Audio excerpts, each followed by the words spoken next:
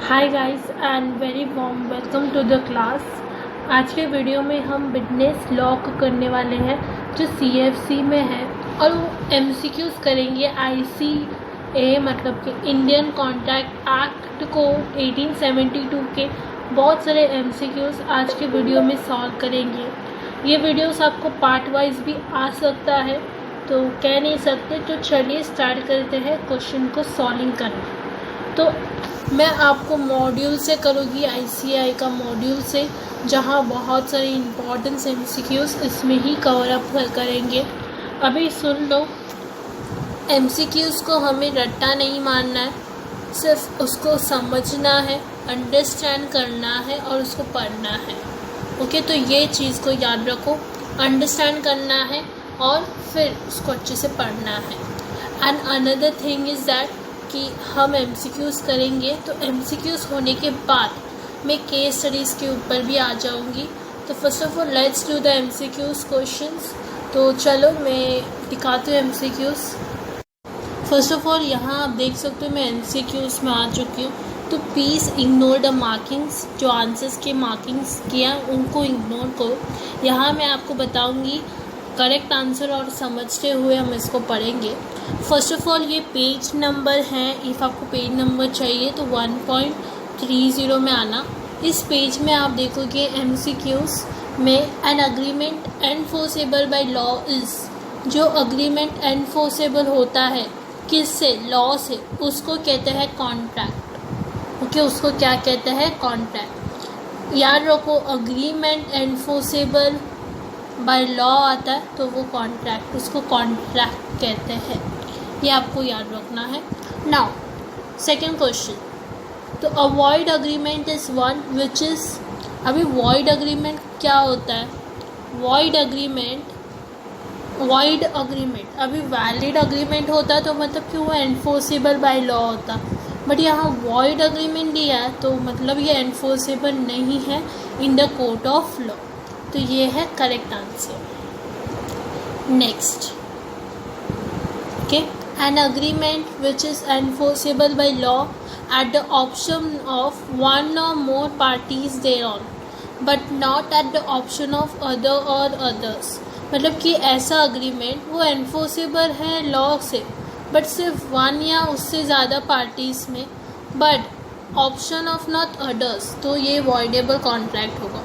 ये कॉन्ट्रैक्ट है ना वॉइडेबल होगा क्योंकि ऐसा अग्रीमेंट है कि वो एनफोर्सेबल लॉ से है बट किसके ऑप्शन में, एक या एक से ज़्यादा पार्टीज़ के ऑप्शन में, बट दूसरे अदर पार्टीज़ के ऑप्शन में नहीं है, इसलिए वो वॉइडेबल कॉन्ट्रैक्ट होगा।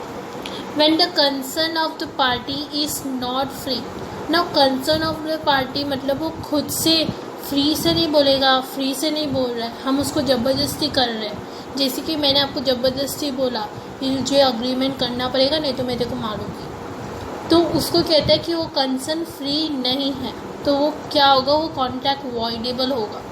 इफ़ फ्री होता मतलब कि आपके ऊपर है, आपको एक्सेप्ट करना है तो एक्सेप्ट करो, नहीं करना है तो मत करो, तो वैलिड हो जाता। बट ये फ्री नहीं है तो इसलिए वॉइडेबल आएगा। In case of illegal agreement the कोटार अग्रीमेंट्स आ, अभी इलीगल अग्रीमेंट्स आते हैं तो याद रखो कि जो भी अग्रीमेंट्स है वो क्या होगी, वॉइड होगी। ओके, ये इलीगल अग्रीमेंट्स है। तो आगे जाते हैं। एन ऑफर में लैप्स बाय, अभी ये आपको याद रखना है कि ऑफ़र को हम लैप्स कर सकते हैं, वो भी 3 ऑप्शन है अपने पास, एक रिवॉल्यूशन, फिर काउंटर ऑफर या rejection of offer by offeree. Revolution हो सकता है, वहाँ काउंटर ऑफर हो सकता है, या जो ऑफरी है वो रिजेक्ट करेगा वो ऑफ़र को। ओके, ये तीनों हो सकते हैं, तो इसलिए all the cheese. A proposal when accepted becomes, एक प्रपोजल को आप जब एक्सेप्ट करोगे वो बनता है प्रॉमिस।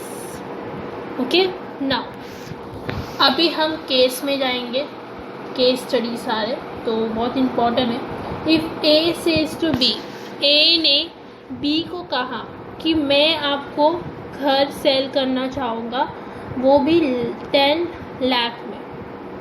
ओके, और बी ने एक्सेप्ट किया by saying I accept your offer. अभी वो बोल रहा है तो इसका मतलब है एक्सप्रेस ऑफर। एक्सप्रेस ऑफर ऐसा होता है कि वो रिटर्न में हो सकता है या ओरली हो सकता है। तो वो ओरली बोल रहा है, इसका मतलब वो क्या होगा, accept express offer. Next another में देखें तो A offered a reward of 10,000 for the recovery of some variable articles. मतलब ए का एक वेरिएबल आर्टिकल्स मिस हुआ था, उसने 10,000 का रिवॉर्ड लगा था, बट बी को पता नहीं। बी ने वो मिसिंग आर्टिकल्स को ढूंढ के उसको दिया, बाद में उसको पता चला कि ए ने एक रिवॉर्ड लगा है। तो इसमें ऑप्शंस क्या क्या आएंगे, फर्स्ट ऑफ ऑल ऑप्शंस को देखेंगे तो यहाँ बोला है कि giving delivery of articles to a amounts to the exceptions and hence B gets to the reward of 10,000। देखो ये गलत है, आपको मैं डायरेक्टली बताती हूँ कि जब ऑफ़र किया जाता है तो वो जो दूसरा इंसान को उसके बारे में नॉलेज होना चाहिए।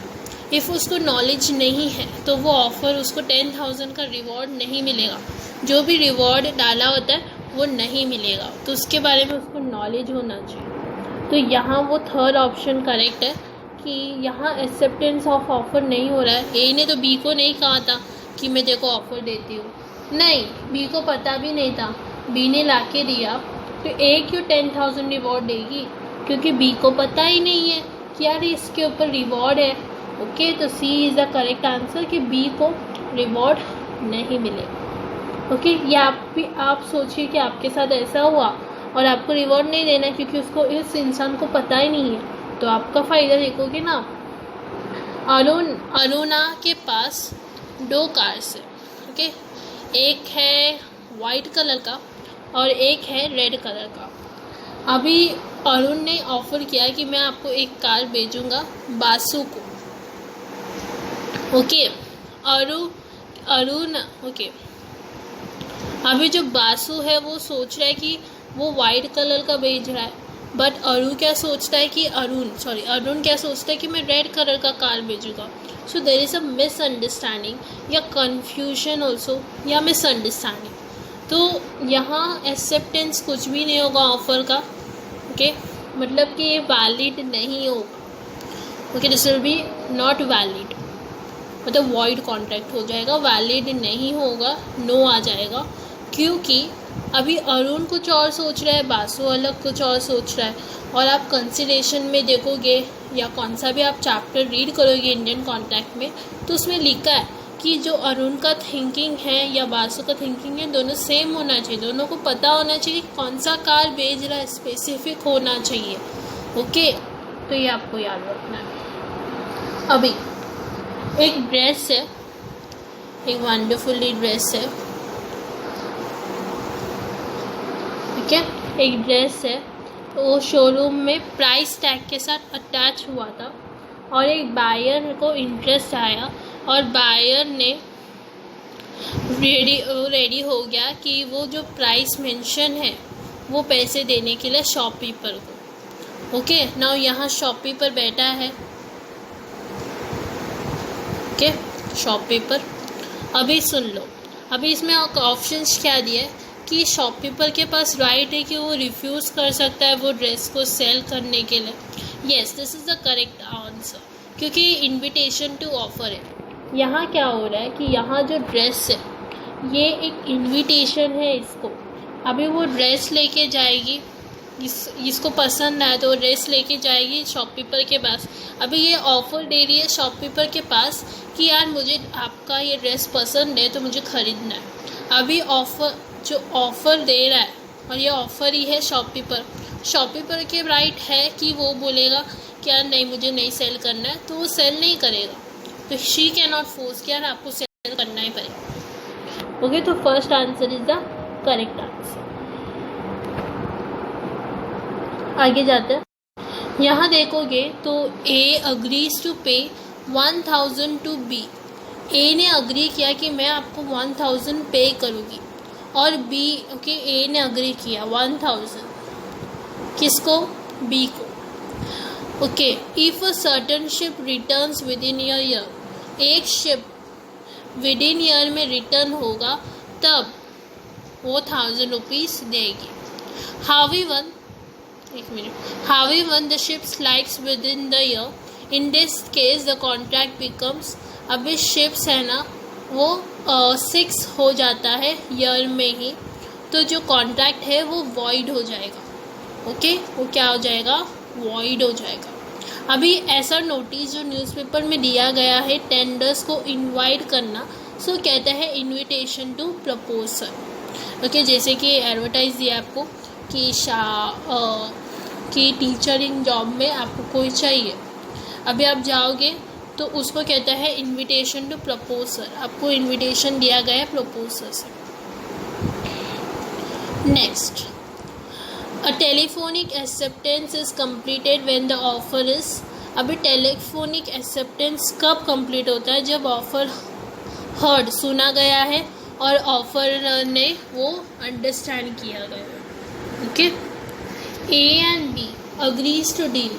ए और बी है वो अग्री होते हैं कि स्मग गुड्स को डील करना और प्रॉफिट्स को शेयर करना। अभी ए ने रिफ्यूज़ किया बी को कि वो शेयर ऑफ प्रॉफिट दे। इन केस में तो B has no remedy has a contract is illegal.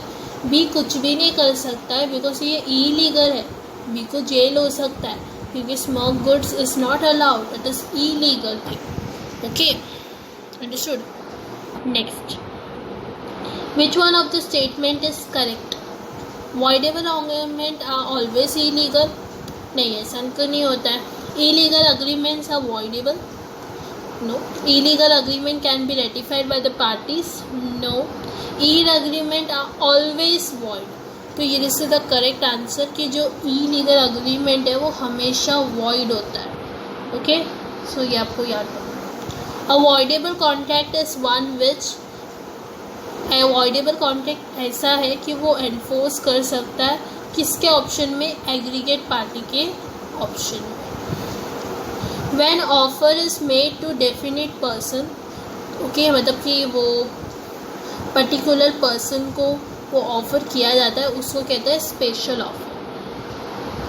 ये लास्ट क्वेश्चन है। On the face of ticket it is mention that to look for the terms and condition look behind.